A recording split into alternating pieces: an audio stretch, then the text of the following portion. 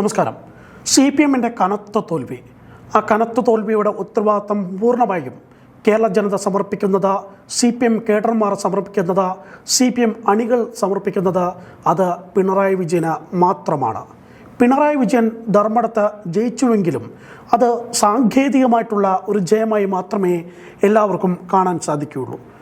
എന്തുകൊണ്ടെന്നാൽ 2016 2021 50,000-ന് മുകളിൽ വോട്ടിൻ്റെ മാർജിന് ജയിച്ച പിണറായി വിജയൻ കേവലം 15,000-ൽ താഴെ എന്നുള്ള മാർജിനിലേക്ക് എത്തുമ്പോൾ അത് പരാജയം എന്നല്ലാതെ അതിന് മറ്റൊരു പേര് വിളിക്കാൻ സാധിക്കില്ല. യൂത്ത് കോൺഗ്രസ്സുകാരനായ 30-കാരനായ അബ്ദുൾ റഷീദ് എന്ന് പറയുന്ന ചെറുപ്പക്കാരൻ്റെ ആ ചുറുചുറുക്ക്, ആ യൂത്ത് കോൺഗ്രസ്സുകാരൻ്റെ ചുറുചുറുക്ക് പിണറായി വിജയന് മുന്നിൽ പ്രഹരമായി പതിച്ചിരിക്കുകയാണ്. ധർമ്മടത്തെ കാര്യങ്ങൾ നമുക്ക് പരിശോധിച്ച് കഴിഞ്ഞാൽ പിണറായി വിജയൻ ഏറ്റവും ഒടുവിൽ ഈ റിസൾട്ട് വന്നുകൊണ്ടിരിക്കുന്നതിന് ഇടയിൽ തന്നെ പിണറായി വിജയൻ അടുത്ത സുഹൃത്തുക്കളോട് പറഞ്ഞിരിക്കുന്ന ഒരു കാര്യമുണ്ട്. ഈ നിലയിൽ എനിക്ക് തുടരാൻ സാധിക്കില്ല എന്നുള്ളതാണ് അദ്ദേഹം പറഞ്ഞിരിക്കുന്നത്. നേരത്തെ തന്നെ പിണറായി വിജയൻ അദ്ദേഹത്തിൻ്റെ അടുത്ത സുഹൃത്തുക്കളോടും ഗോവിന്ദൻ മാസ്റ്റർ ഉൾപ്പെടെയുള്ള പാർട്ടി സെക്രട്ടറിയോടും പറഞ്ഞിരുന്നത് ഒരൊറ്റ കാര്യമാണ്. CPM-ന് തിരിച്ചടി നേരിടുകയാണെങ്കിൽ, LDF-ന് തിരിച്ചടി നേരിടുകയാണെങ്കിൽ നിയമസഭയിലേക്ക് പ്രതിപക്ഷ നേതാവായി പോകാൻ ഞാൻ തയ്യാറല്ല. ആ തോറ്റു ചമ്മിയ ആ മുഖം നിയമസഭയിൽ ഇനി കാണാൻ എനിക്ക് താല്പര്യമില്ല എന്നുള്ളതാണ് പിണറായി വിജയൻ വളരെയധികം ഗൗരവമായി തന്നെ പാർട്ടി നേതൃത്വത്തെ അറിയിച്ചിരുന്നത്. അതുപോലെ തന്നെ സംഭവിച്ചിരിക്കുന്നു. എവിടെയെല്ലാം തോറ്റുകഴിഞ്ഞാലും, ഏതൊക്കെ മണ്ഡലങ്ങളിൽ വോട്ട് ഷെയർ കുറഞ്ഞാലും, മാർജിൻ കുറഞ്ഞാലും, പിണറായിയുടെ മണ്ഡലത്തിൽ 50,000-ൽ താഴെ മാർജിൻ എന്നുള്ളത് ഒരു CPM പ്രവർത്തകനും ഒരു CPM അനുഭാവിയും സ്വപ്നത്തിൽ കൂടി ചിന്തിച്ചിട്ടില്ല. പിണറായി വിജയനും സ്വപ്നത്തിൽ കൂടി ചിന്തിച്ചതല്ല. പക്ഷേ അവിടെ UDF-ന്റെ കരുത്തനായ സ്ഥാനാർത്ഥിയായിട്ടുള്ള അഡ്വക്കേറ്റ് അബ്ദുൾ റഷീദ് അവിടെ തുടക്കത്തിൽ തന്നെ പറഞ്ഞിരുന്നു, അദ്ദേഹത്തിൻ്റെ ഫേസ്ബുക്കിലൂടെ അദ്ദേഹം നിരന്തരം പറഞ്ഞിരുന്നു, അവിടെ വലിയ അട്ടിമറി സംഭവിക്കും എന്നുള്ളത്. ആ അട്ടിമറി, അദ്ദേഹത്തിൻ്റെ കോൺഫിഡൻസ്, അതിനെ എല്ലാവരും ചെറുതായിയാണ് ഇന്ന് രാവിലെ വരെ കണ്ടിരുന്നത്. പക്ഷേ അദ്ദേഹത്തിൻ്റെ കോൺഫിഡൻസ് അദ്ദേഹത്തിന് ജനങ്ങളിൽ നിന്ന് ലഭിച്ച ആ ഒരു പ്രതികരണത്തിൻ്റെ ഭാഗമായിരുന്നു എന്നുള്ളത് അവിടുത്തെ CPM-കാർ പോലും മനസ്സിലാക്കിയത് ഉച്ചയോടുകൂടിയാണ്. എന്തായാലും പിണറായി വിജയൻ എടുത്ത തീരുമാനം ഇങ്ങനെയാണ്.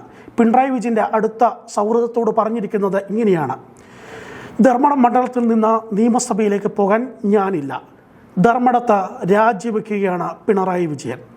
ആരോഗ്യ കാരണങ്ങളാൽ രാഷ്ട്രീയത്തിൽ നിന്ന് മാറി നിൽക്കുന്നു എന്നുള്ള സാങ്കേതികത്വം അല്ലെങ്കിൽ അത്തരത്തിലുള്ള കാര്യം മാത്രമാണ് പിണറായി വിജയൻ പറയാൻ പോകുന്നത്. അപ്പോൾ എല്ലാവരും ആലോചിക്കും, എല്ലാവരും ചിന്തിക്കും, ആരായിരിക്കും പിണറായി വിജയന് പകരം ധർമ്മടത്ത് ഇനിയൊരു ബൈ ഇലക്ഷൻ ഉണ്ടാകുകയാണെങ്കിൽ അവിടെ മത്സരിക്കുക എന്നുള്ളത്. നേരത്തെ തന്നെ കാലേക്കൂട്ടി തന്നെ പിണറായി വിജയൻ ഇതിനുള്ള ഉത്തരവും ഗോവിന്ദൻ മാസ്റ്റർ ഉൾപ്പെടെയുള്ള പാർട്ടി സെക്രട്ടറിക്ക് നൽകിയിരുന്നു. അത് മറ്റാരുമല്ല, M സ്വരാജിനെ അവിടെ മത്സരിപ്പിക്കുക എന്നുള്ളതാണ് പിണറായി വിജയൻ്റെ മനസ്സിലിരിപ്പ്. M സ്വരാജിനെ അവിടെ മത്സരിപ്പിച്ച് ജയിപ്പിക്കുക എന്നുള്ളതാണ് പിണറായി വിജയൻ്റെ മനസ്സിലിരിപ്പ്. അങ്ങനെ M സ്വരാജ് നിയമസഭയിൽ പ്രതിപക്ഷ നേതാവായി എത്തുക എന്നുള്ളതാണ് പിണറായി വിജയൻ മനസ്സിൽ സ്വപ്നം കണ്ടിരുന്നത്, അല്ലെങ്കിൽ മനസ്സിൽ കണക്ക് കൂട്ടിയിരുന്നത്. അത് അതേപോലെ തന്നെ സംഭവിച്ചിരുന്നു.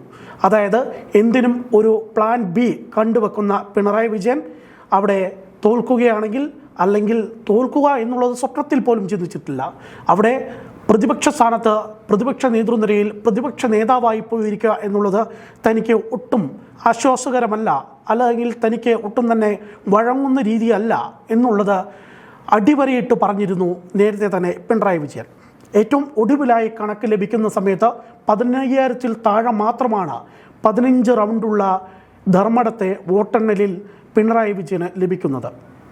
ഈ കേവലം 15,000-ൽ താഴെ എന്ന് പറയുന്ന വോട്ട് പാർട്ടി എങ്ങനെ പോയി കഴിഞ്ഞാലും അതൊരു 90,000-ന് മുകളിൽ വോട്ട് ലഭിക്കേണ്ടിരുന്ന ഒരു മണ്ഡലം, ആ മണ്ഡലത്തിൽ എങ്ങനെയാണ് ഇത്തരത്തിൽ കുറവ് വന്നത് എന്നുള്ളത് CPM ഇഴകീറി പരിശോധിക്കേണ്ടതാണ് ഇനിയുള്ള ദിവസങ്ങളിൽ.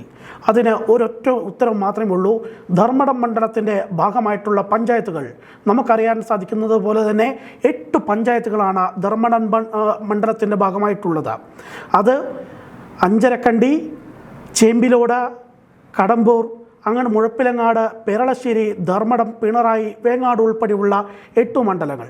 ഈ മണ്ഡലങ്ങളിൽ പിണറായി വിജയൻ്റെ താമസ സ്ഥലമുള്ള സ്വന്തം പഞ്ചായത്തിൽ പോലും പിണറായി വിജയന് ആ വോട്ടെണ്ണൽ നടക്കുന്ന സമയത്ത് ലീഡ് ചെയ്യാൻ കഴിഞ്ഞിട്ടില്ല എന്നുള്ള ഏറ്റവും നാണം കെടുത്തുന്ന അവസ്ഥാവിശേഷത്തിലേക്ക് പാർട്ടി അവിടെ കൂപ്പുകുത്തി. ഒരു കണക്കിന് ചിലപ്പോൾ ഇത് മറ്റൊരു അർത്ഥത്തിൽ CPM അണികൾ കാണുന്നുണ്ടാവും. പിണറായി വിജയൻ്റെ ഭരണത്തിന് എന്തായാലും അന്ത്യം കുറിക്കണം, ഈ ഒരു അഹങ്കാര സംസ്കാരത്തിന് അന്ത്യം കുറിക്കണം, എല്ലാവരോടും കിടക്ക് പുറത്ത് എന്ന് പറയുന്ന ആ സംസ്കാരത്തിന് അന്ത്യം കുറിക്കണം, എല്ലാവരോടും ആ വീട്ടിൽ പോയി ചോദിക്കുക എന്ന് പറയുന്ന ആ സംസ്കാരത്തിന് അന്ത്യം കുറിക്കണം എന്നുള്ളത് CPM പ്രവർത്തകരും CPM നേതാക്കളും CPM അണികളും ഒരുപോലെ മനസ്സിൽ പ്ലാൻ ചെയ്തിട്ടുണ്ടാകണം എന്നാണ് ഈ ഘട്ടത്തിൽ മനസ്സിലാക്കാൻ വേണ്ടി സാധിക്കുന്നത്. എന്തായാലും വളരെ വ്യക്തമായി പിണറായിയുടെ സ്വന്തം നാട്ടിൽ നിന്ന്, അതായത് പിണറായിയുടെ സ്വന്തം നാട് ഉൾപ്പെടുന്ന സ്ഥലത്താണ് പാറപ്പുറം എന്ന് പറയുന്ന 1963 CPM ജനിച്ചിട്ടുള്ള സ്ഥലം. ആ സ്ഥലത്ത് തന്നെ ഈ CPMനെ അടക്കം ചെയ്യുന്ന നിലയിലേക്ക് CPM പോവുകയാണ്. അതുതന്നെയാണ് കേരളമെമ്പാടുമുള്ള തെരഞ്ഞെടുപ്പിൻ്റെ റിസൾട്ട് കാണുന്നത്. വെറുതെയല്ല പിണറായി വിജയൻ കഴിഞ്ഞ ദിവസം തന്നെ CPMൻ്റെ നേതാവായിരുന്ന പിണറായി വിജയൻ, മുഖ്യമന്ത്രിയായിരുന്ന പിണറായി വിജയൻ, പോളിറ്റ് ബ്യൂറോ മെമ്പറായിരുന്ന പിണറായി വിജയൻ, കേരളത്തിൻ്റെ രാഷ്ട്രീയത്തിൻ്റെ മുഖമായിരുന്ന പിണറായി വിജയൻ, കേരളത്തിൻ്റെ കാവലാൾ എന്ന CPM പ്രവർത്തകർ വിശേഷിപ്പിച്ചിരുന്ന പിണറായി വിജയൻ, അദ്ദേഹം കിടക്കയും എല്ലാം എടുത്തുകൊണ്ട് അദ്ദേഹത്തിൻ്റെ ഔദ്യോഗിക വസതി ഒഴിഞ്ഞിട്ടില്ല, പക്ഷേ സാങ്കേതികമായി ഒഴിഞ്ഞുകൊണ്ട് അദ്ദേഹം ധർമ്മടത്തേക്ക്, പിണറായിയിലേക്ക്, അദ്ദേഹത്തിൻ്റെ വീട്ടിലേക്ക് പോയത് എന്നാണ് ഇപ്പോൾ രാഷ്ട്രീയ നിരീക്ഷകർ ഒന്നടങ്കം പറയുന്നത്. പക്ഷേ ഇതുപോലൊരു പരാജയം CPMന് സംഭവിക്കും എന്നുള്ളത് കേരളത്തിലെ ഒരു രാഷ്ട്രീയ നിരീക്ഷകരോ കേരളത്തിന് വേണ്ടി ഇത്തരത്തിൽ സർവേകൾ നടത്തിയിട്ടുള്ള, പൊളിറ്റിക്കൽ സർവേകൾ നടത്തിയിട്ടുള്ള ഒരു ഏജൻസികൾക്ക് പോലും കണ്ടെത്താൻ സാധിച്ചിട്ടില്ല എന്നുള്ളത് വളരെ എടുത്തു പറയേണ്ടതാണ്. തൂക്കുമന്ത്രിസഭയിലേക്ക് പോകും, അല്ലെങ്കിൽ ഒരു 75 സീറ്റ് വരെ പിണറായി വിജയൻ സർക്കാർ നേടും, അല്ലെങ്കിൽ ഒരു 80-81 സീറ്റ് വരെ VD സതീശനും കൂട്ടരും UDFും നേടും എന്ന നിലയിലേക്ക് മാത്രമായിരുന്നു എല്ലാ സർവേകളും പോയത്. അതിനകത്ത് ടുഡേസ് ചാനക്കിയോ അങ്ങനെയുള്ള 1-2 സർവേകൾ മാത്രമാണ് 90 സീറ്റ് അത് UDF നേടും എന്ന നിലയിലേക്ക് പ്രവചിച്ചിരുന്നത്.